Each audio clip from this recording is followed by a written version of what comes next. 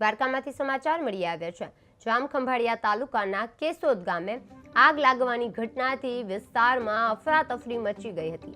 સીમ વિસ્તારમાં આવેલા ખેડૂતના ખુલ્લા પ્લોટમાં અચાનક આગ ભભૂકી ઉઠી હતી। સ્થાનિક લોકોના જણાવ્યા મુજબ ખેતર નજીક આવેલા વીજ પોલમાં શોર્ટ સર્કિટ થવાની આગ લાગ્યાનો આક્ષેપ કરવામાં આવ્યો છે।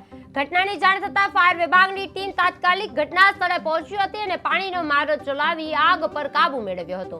આગની ઘટના અનેક વૃક્ષો બળીને ખાખ થયા હતા તેમજ વીજ પોલમાં સર્કિટ થવાથી સીમ વિસ્તારમાં વીજ પુરવઠો પણ ખોરવાયો હતો।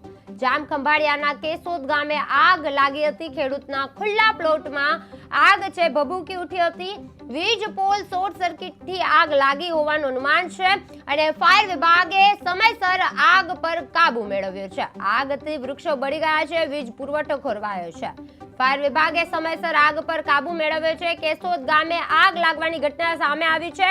ખેડૂતના ખુલ્લા પ્લોટમાં આગ ભભૂકી ઉઠી હતી। વીજ પોલ શોર્ટ સર્કિટથી આગ લાગવામાં આવી હતી। ફાયર વિભાગે સમયસર આગ પર કાબુ મેળવ્યો છે।